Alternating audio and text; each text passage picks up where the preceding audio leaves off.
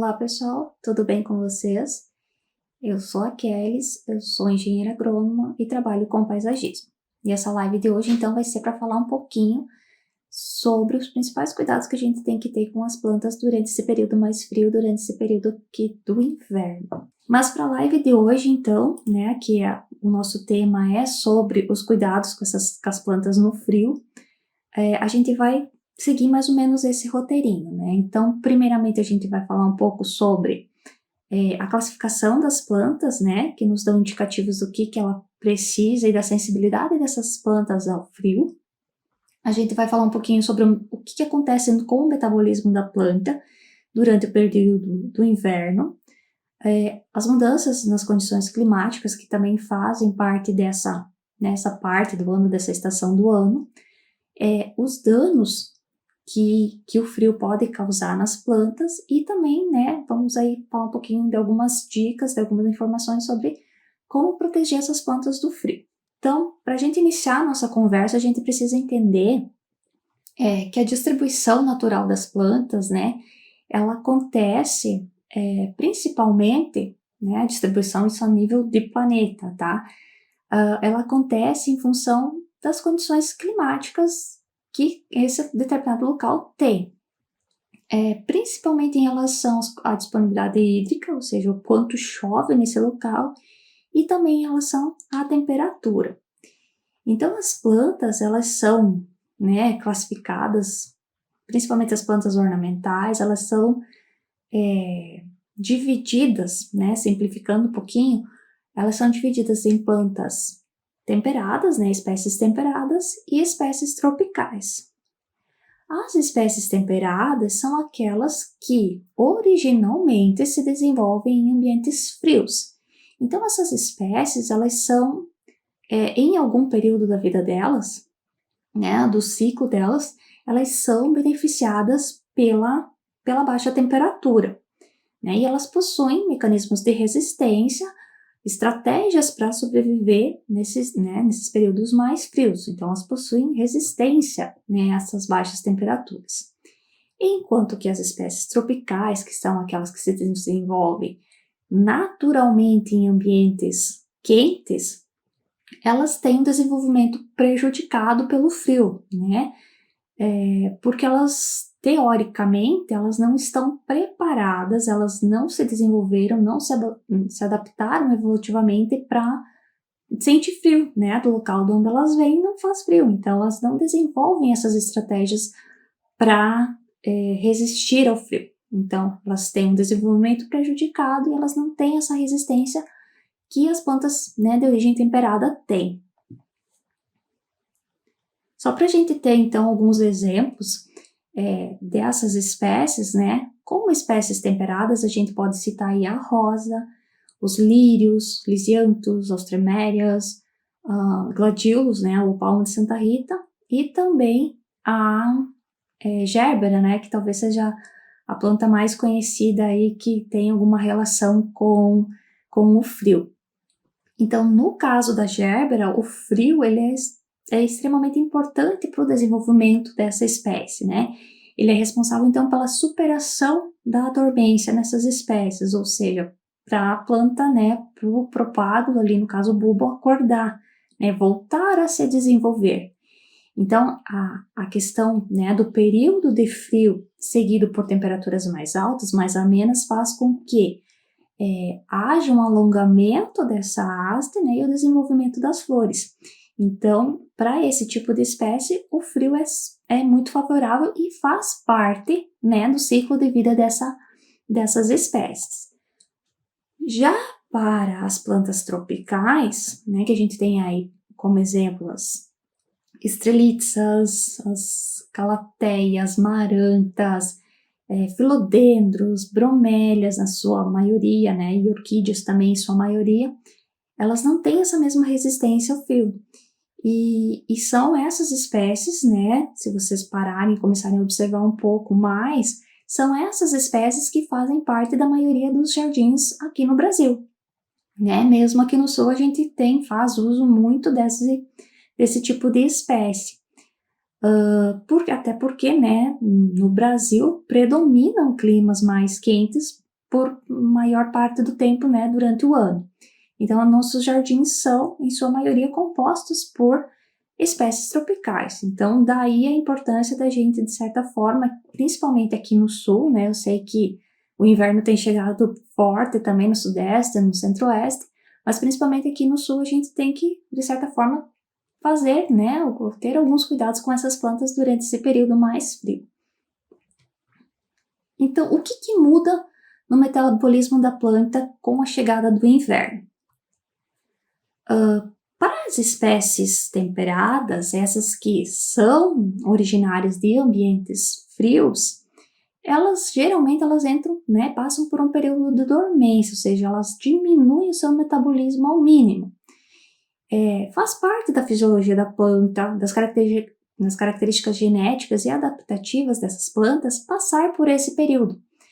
Então, ela tem uma resistência maior. Isso talvez seja mais fácil de ser notado, de ser percebido nas espécies frutíferas, né, como aí as videiras, caqui, ameixa, pêssego, né, kiwi, são algumas das espécies que são de clima temperado e que agora no inverno elas perdem, né, ficam totalmente sem folhas. Mas se vocês perceberem, antes de perder as folhas, essas folhas vão trocando de cor. O que é isso?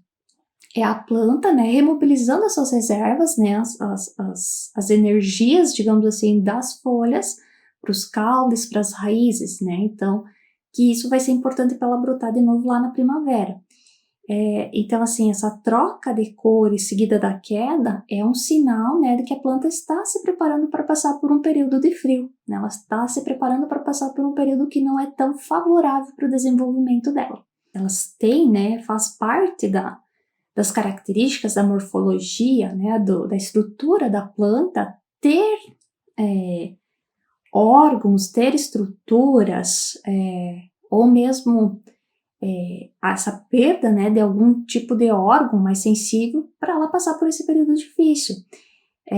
Então, para essas espécies de clima temperado, elas vão trabalhar com estratégias, por exemplo, de isolamento térmico. O que seria isso? Nos bulbos, por exemplo, de gerbera, de lírio, a gema, né, o meristema que vai aí originar uma nova planta, né, o broto, ele está ali protegido por uma série de outros tecidos, uma série de outras células, né, no centro né, desse bulbo. Então, essas outras camadas de células, de tecidos que tem por fora, justamente também vão ajudar a proteger a parte importante, a parte que vai regenerar uma nova planta, tá? Além disso, no caso dos bulbos e outros órgãos subterrâneos, eles também vão estar abaixo do solo, e isso também, de certa forma, garante uma proteção, né, para a parte, nessa parte mais importante, a parte que vai regenerar uma nova planta, tá? Existem também a questão, como eu falei, da abscisão das folhas, ou seja, essa queda das folhas, porque as folhas geralmente são órgãos mais sensíveis, são partes da planta que são mais sensíveis, então, para evitar esse dano, a planta já prepara o seu metabolismo, perde essas folhas, remobiliza suas reservas para as outras partes da planta, né, promove essa queda foliar e na primavera, quando as condições voltarem a ser favoráveis, ela vai então rebrotar com essas reservas que ela mesma estocou. Além disso, existem ajustes, isso a nível celular, questão de solutos dentro das células, sais, enfim, vários açúcares, enfim, vários ajustes que a própria planta também desenvolve ali a nível celular para passar por esse período de frio. Além disso, existem adaptações morfológicas, por exemplo, das folhas.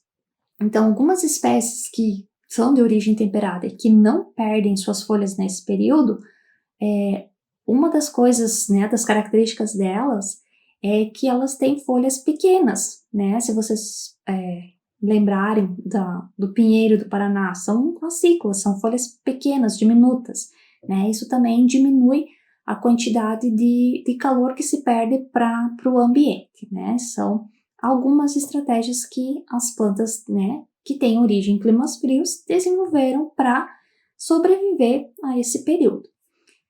E as espécies tropicais, né? Elas não desenvolvem esse tipo de estratégia, né? Porque, teoricamente, elas não precisariam passar por esse período de frio, porque elas, né, de novo, elas são originárias de climas quentes, onde teoricamente elas não passariam por isso. Então essas plantas elas não têm essas estratégias. Por isso que elas sofrem mais com o frio do que as plantas de origem temperada. Então, que mudanças que ocorrem nas condições ambientais no inverno? Além, né, da questão da temperatura, né, que baixa a temperatura, outra diferença aí que ocorre que é bem significativa é a questão da luz, né? A gente tem a questão da diminuição da intensidade da luz, do número de horas de luz, né, de sol que a gente tem durante o dia, então diminuição do fotoperíodo, e a gente também tem, que muitas vezes as pessoas passam meio despercebida, é a questão da mudança da rota do sol no céu.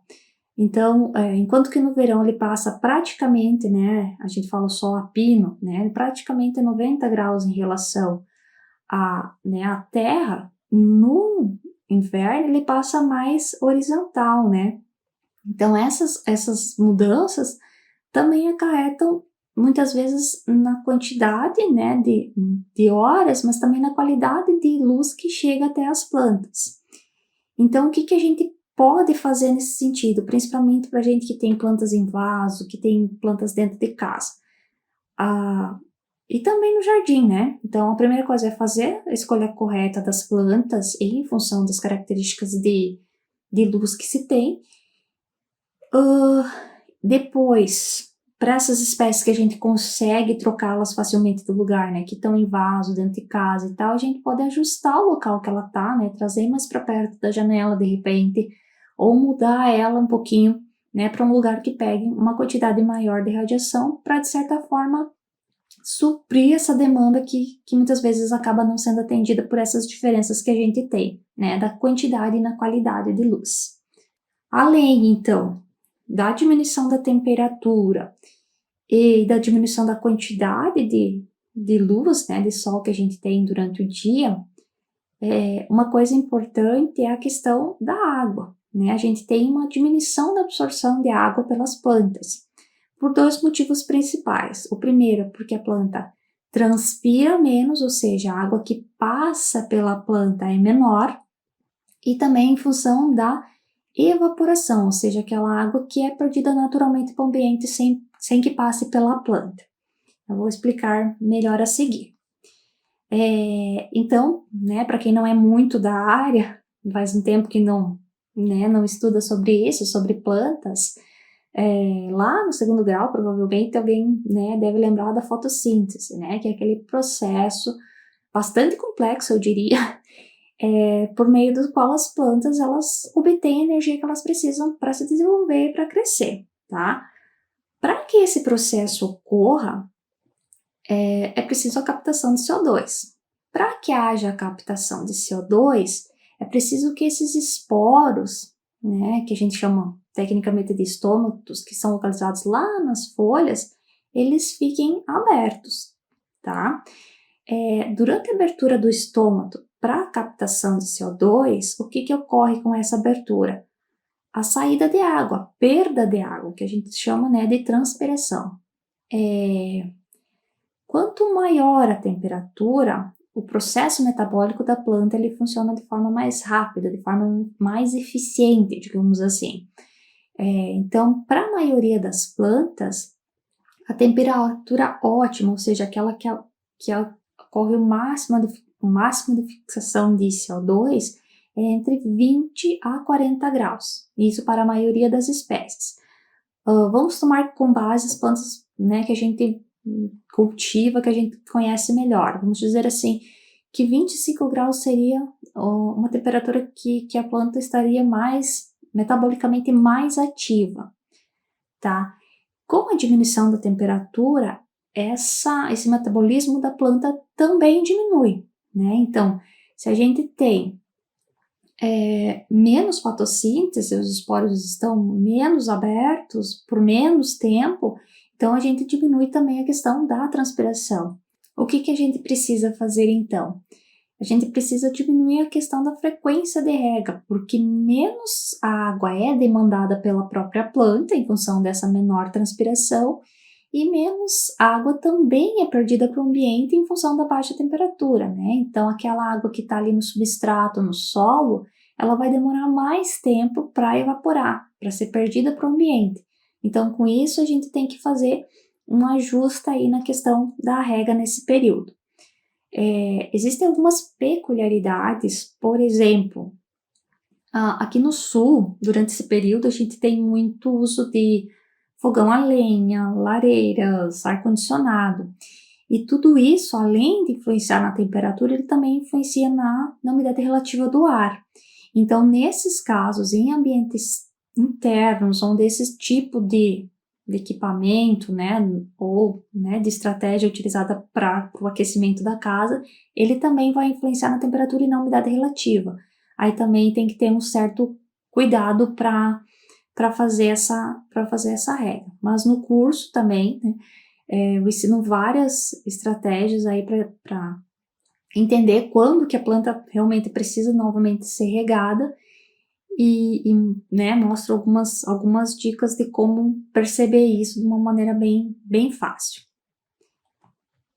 No curso também eu falo um pouquinho sobre adubação, como eu falei para vocês, e lá eu explico que a água ela é o principal veículo, né, que vai transportar o nutriente para dentro da planta.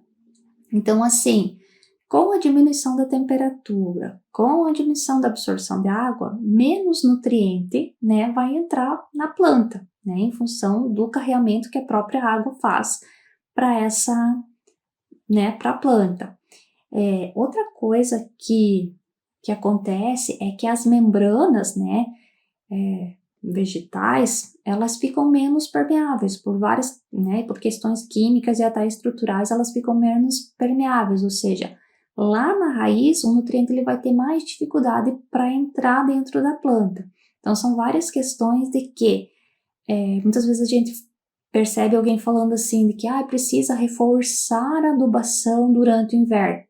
Na verdade, isso não faz sentido, porque a própria planta ela está metabolicamente menos ativa, tanto as tropicais quanto as temperadas. Então, assim, não adianta reforçar a adubação durante o período do inverno. Né? O importante é fazer a planta chegar bem nutrida nesses períodos mais frios.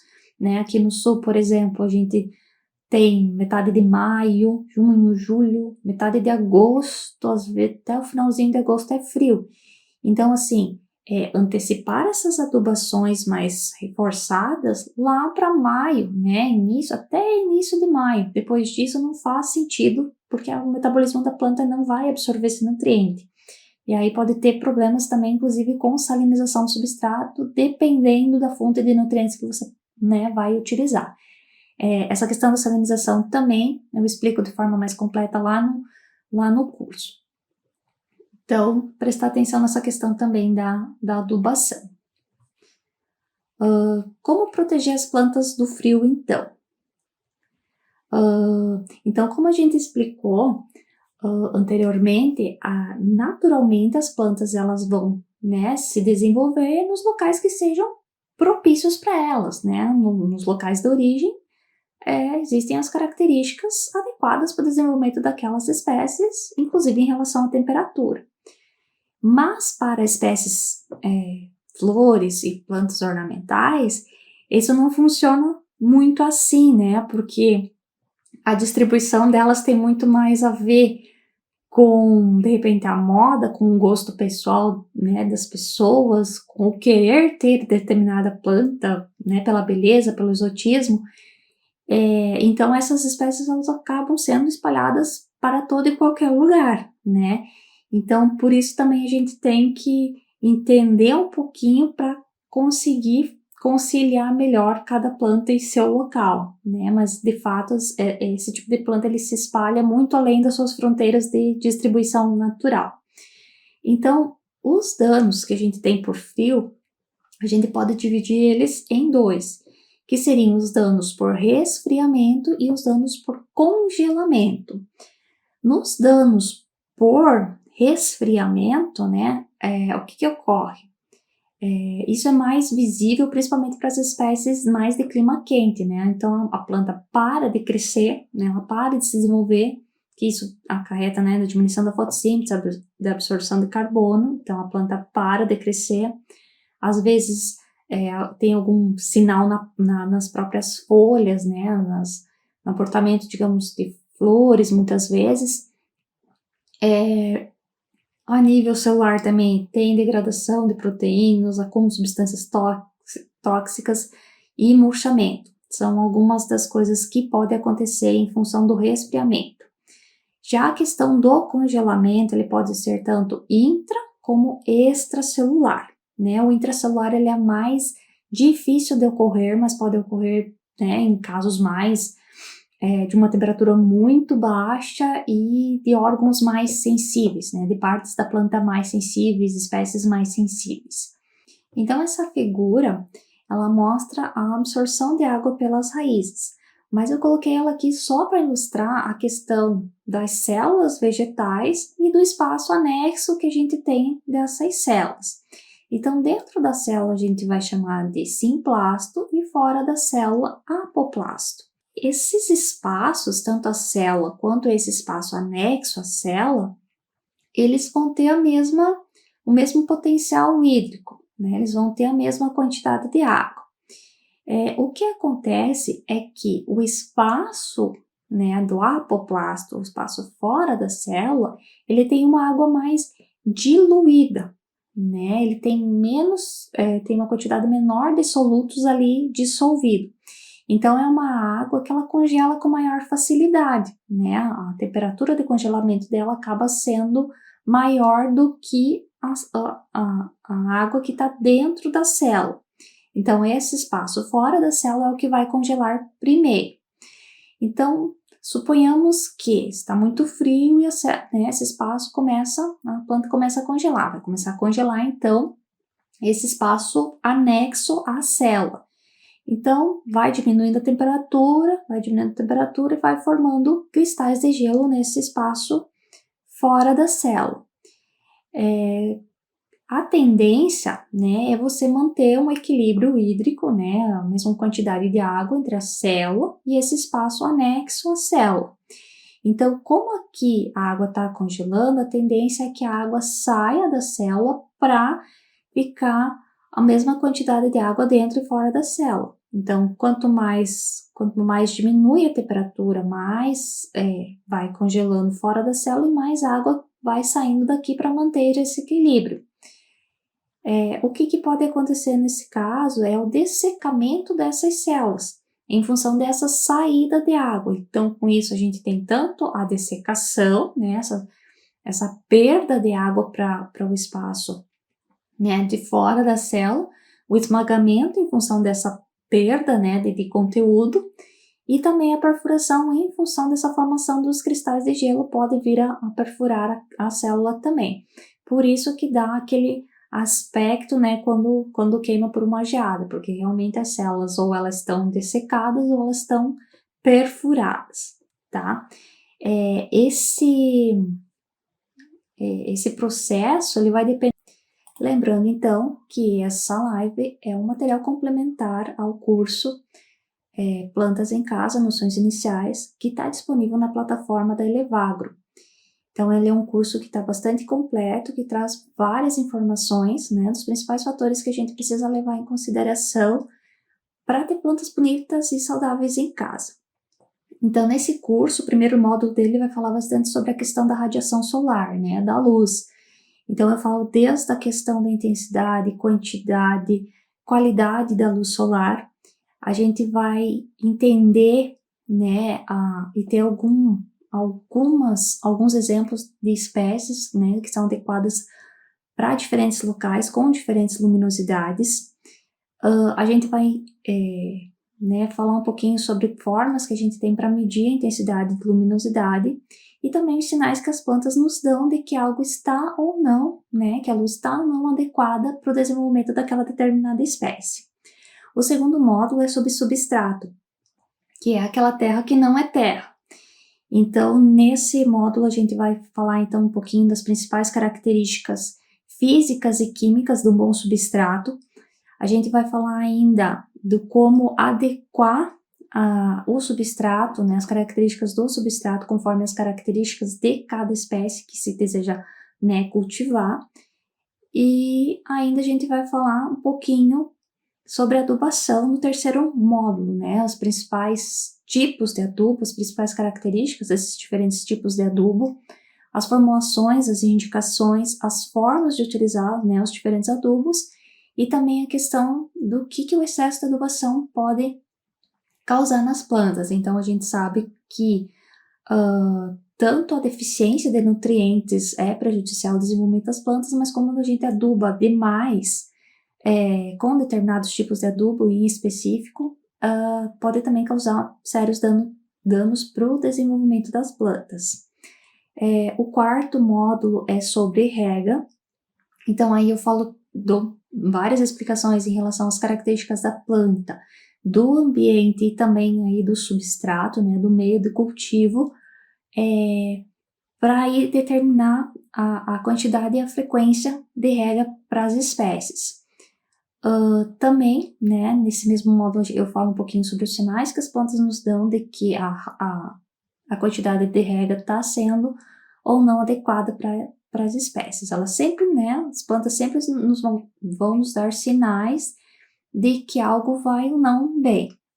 E por fim, a gente tem ainda um módulo extra, né, que é uma aula prática, onde eu mostro aí as principais características que a gente precisa avaliar na hora de trocar uma planta para um vaso maior, né? Então aí a gente fala de várias características, de várias situações, e ainda a gente faz o passo a passo, né, demonstrando como é essa troca de planta, né, da planta para um vaso maior.